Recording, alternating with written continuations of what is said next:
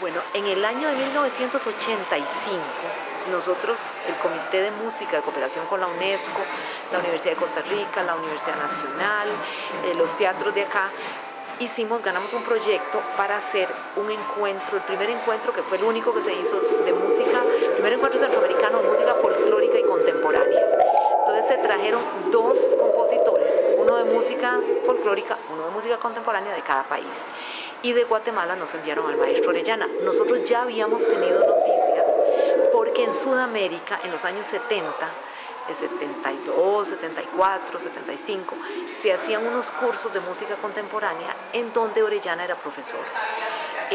Realmente Orellana tenía muy buen prestigio fuera de Centroamérica, era conocido en Francia, era conocido en Alemania, todo Sudamérica, y acá en Costa Rica nosotros nunca habíamos escuchado hablar de él.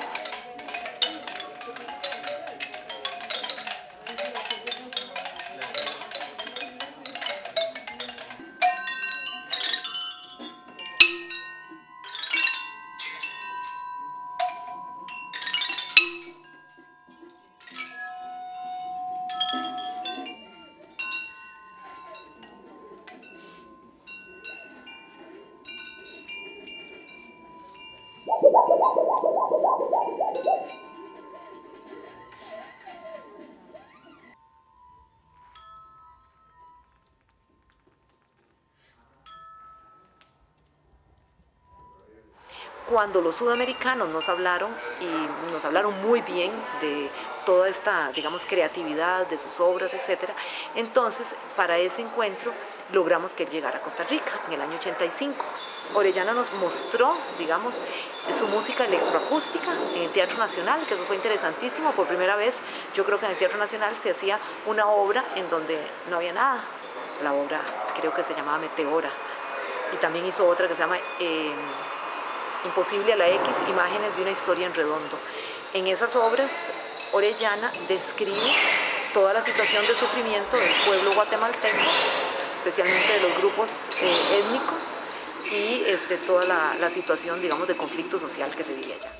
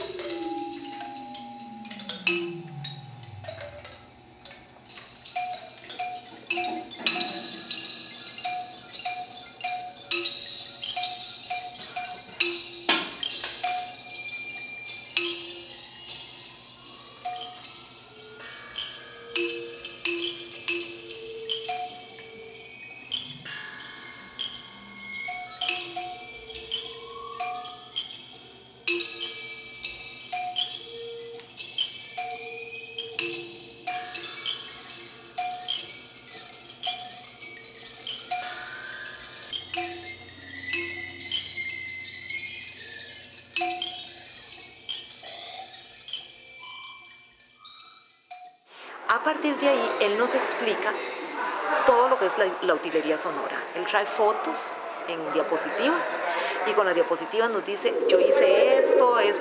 Posteriormente tuvimos oportunidad de ir a Guatemala y entrar al Teatro Miguel Ángel Asturias, en la sala donde él tiene toda la utilería, y realmente es fascinante.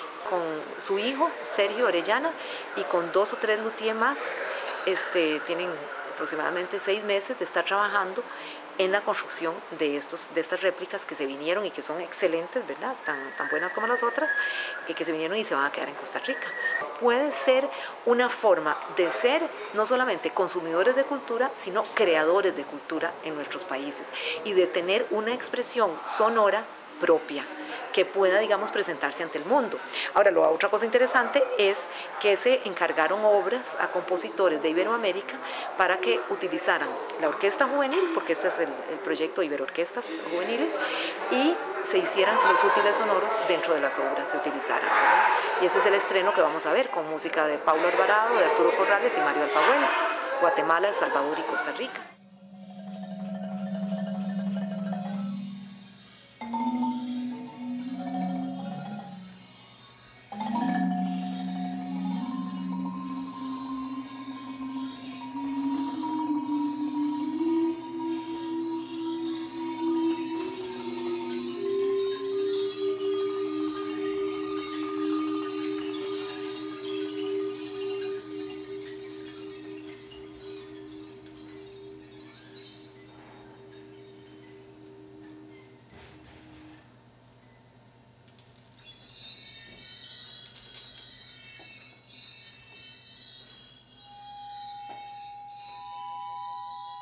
Los útiles sonoros nacieron a partir de una necesidad que tuvo Orellana al regresar a Guatemala después de haber estudiado 2 años en el Instituto Torcuato Di Tella de Buenos Aires con Alberto Ginastera.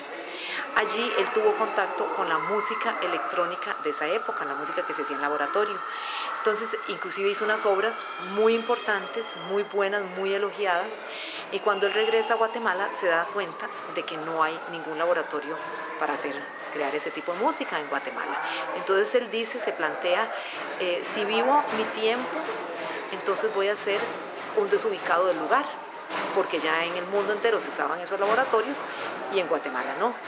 Y dice, y si vivo mi espacio, entonces estoy desubicado de mi tiempo.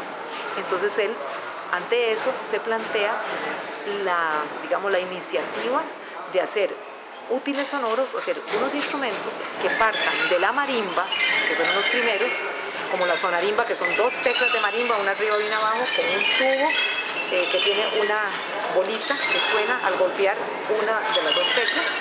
Y entonces a partir de ahí empieza a desarrollar esta creatividad enorme, ¿verdad?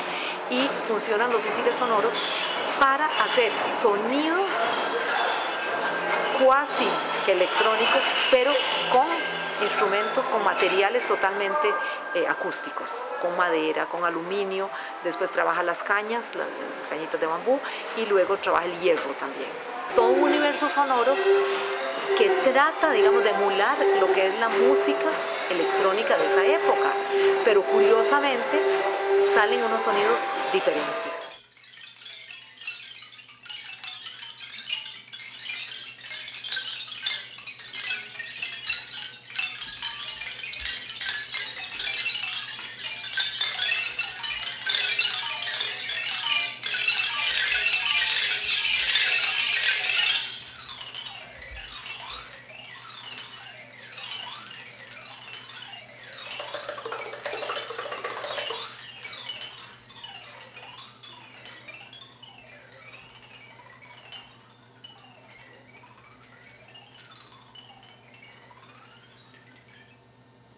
Parte de la marimba, ¿verdad? Que es el instrumento autóctono, el instrumento nacional de Guatemala, ¿verdad?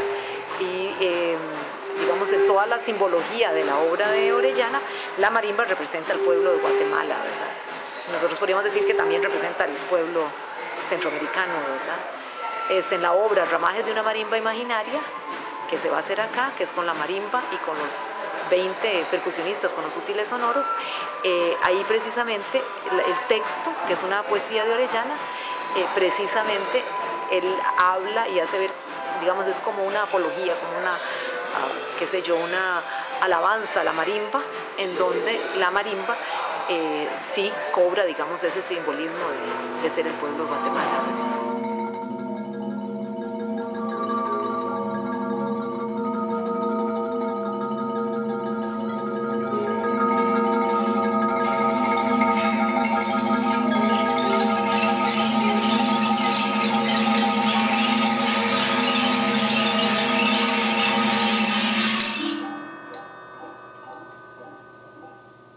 hay un hilo conductor que uno dice, esto es centroamericano, ¿verdad? Todavía no ha sido suficientemente estudiado, ¿verdad?, en la música. Estamos comenzando apenas.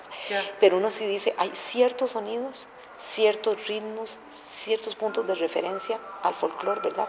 Y en el caso de ellos los tres, por ejemplo, y en este caso Paula Alvarado también, que se incluyó para este concierto, parten de la tradición centroamericana. Entonces la música contemporánea no es algo abstracto, por decir con las técnicas europeas, ¿verdad?, desligado, no, está totalmente inmerso.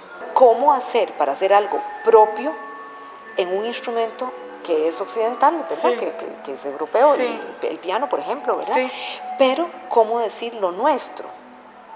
Entonces, es muy difícil porque como la música es tan abstracta, ¿verdad? Porque digamos, con nosotros vos tenés más la palabra, digamos, cuando tenés la música instrumental es abstracta. Por ejemplo, la danza o el teatro, que uno de los problemas que yo siempre sentía era como esa necesidad de estar constantemente copiando a Europa para que sea bueno. Eso a mí me volvía loca, ¿verdad? Y un poco, yo siento que digamos, tal vez en los años en los Estados Unidos de la comunidad afroamericana y la comunidad chicana, de su lucha tan fuerte para poder recuperar su identidad y sus raíces, es un poco, o sea, a mí me ha marcado muchísimo.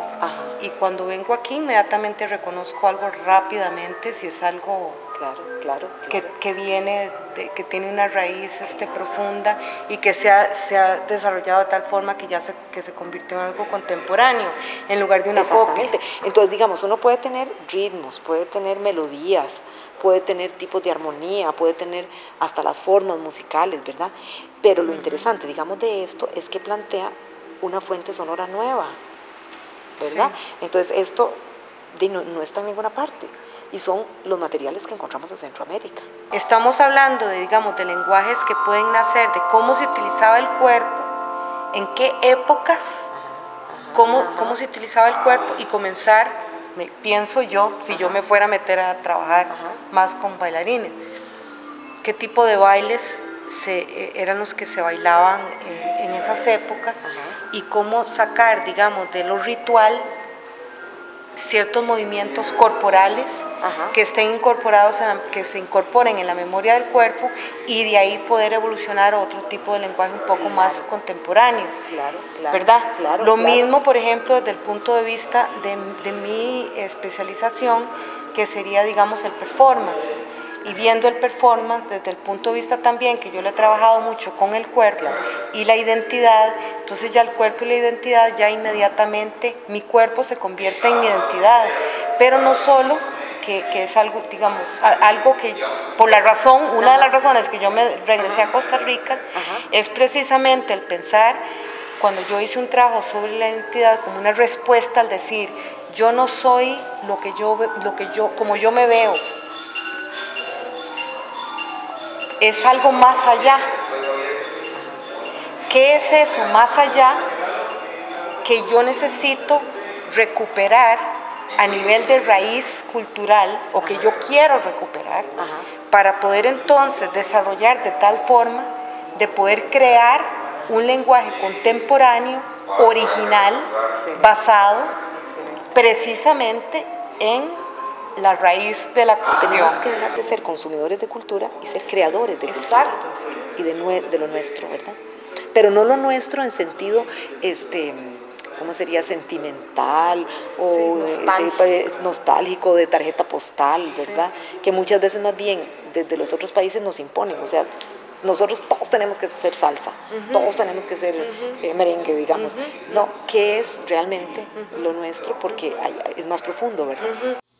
Cuando hice el híbrido a presión para utilería sonora y dos flautas, los alumnos que oyeron la obra le preguntaron a su maestro, ¿qué le pareció, maestro? Son locuritas, dijo él.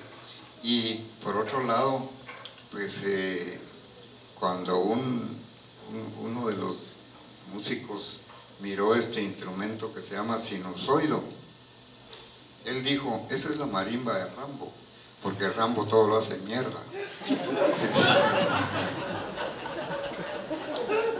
Entonces, Entonces, bueno, yo no me enojé por eso, sino que me pareció muy gracioso. Entonces, cuento estas anécdotas porque el camino no ha sido fácil. Costó mucho empezar a desplazarse dentro de medios muy tradicionales y muy conservadores. E incluso tuve enemigos y detractores, sobre todo luchar por el dominio de la materia. Cuando uno se imagina un sonido y comienza a experimentar, sucede que un primer modelo puede fallar por algún defecto físico-acústico. Entonces se hace otro modelo, y ese es un camino arduo. El talento no es otra cosa que el valor de las intuiciones, pero las intuiciones solas no pueden hacer una obra plena. Todo lo demás es trabajo, trabajo, trabajo, trabajo. Y si uno tiene un pequeño descanso, trabajo. Y esta lucha tan grande que llega a este reconocimiento me da la enorme satisfacción de, repito, aquel pequeño brasero rodeado de gente que quería pagarlo, sobrevivió y llegó a esta gran hoguera que es este gran homenaje, que reitero mi agradecimiento a todas las personas que lo hicieron posible. Ahora, en el pecho, en la garganta, sonido crepitante, bueno y cruel, fuego y bálsamo, esperanza, batiendo sones